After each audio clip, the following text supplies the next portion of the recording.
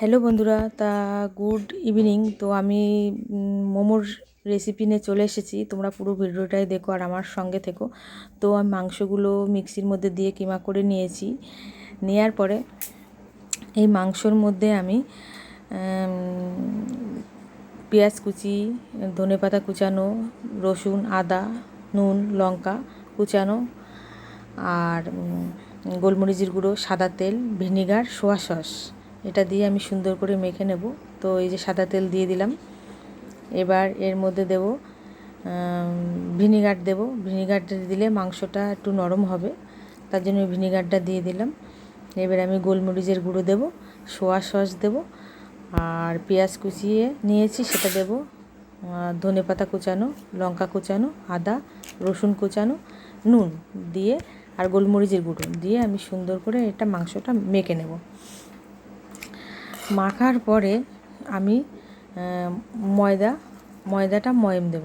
তো ময়ম দেওয়া ময়দাটা আমি সুন্দর করে নুন আর একটু গরম জল দিয়ে আমি ময়দাটা মাখবো। তো এই যে শেষমেশ আমার মাংসটা মাখা হয়ে গেল।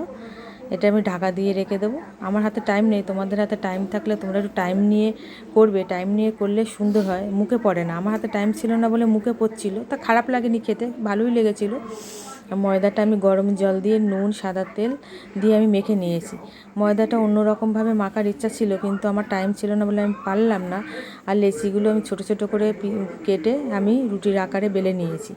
এবার এর মধ্যে আমি মাংসটা আস্তে আস্তে করে ওর মধ্যে দিয়ে আমি যেমন পারি তেমন শেপ দিয়ে নিয়েছি। আমি জানি না, নিজের মনের মধ্যে যেমন এসছে তেমনই করেছি। পারছিলাম না, আমি শেপ দিতে ঠিক একটা পারি না, তবু খারাপও হয়নি। তো আমি ঝুড়িটার মধ্যে সাদা তেল লাগিয়ে নিলাম। লাগিয়ে নিয়ে ঝুড়িটার মধ্যে আমি একটা একটা করে সাজিয়ে দিলাম, একটু ফাঁকা ফাঁকা করে নিয়ে, নাহলে ফেপে এগুলো বড় হয়ে যায়, তাই জন্য একটু ফাঁকা ফাঁকা করে আমি দিয়ে দিলাম। তো দেখলেই তো হয়ে গেল। তা তোমাদের কেমন লাগলো বন্ধুরা, তোমরা বলবে আমাকে। আর এরকমভাবে একবার তোমরা ট্রাই করো বাড়িতে। আর আমার মোমো বানানোর তোমাদের কেমন লাগলো তো অবশ্যই বলবে।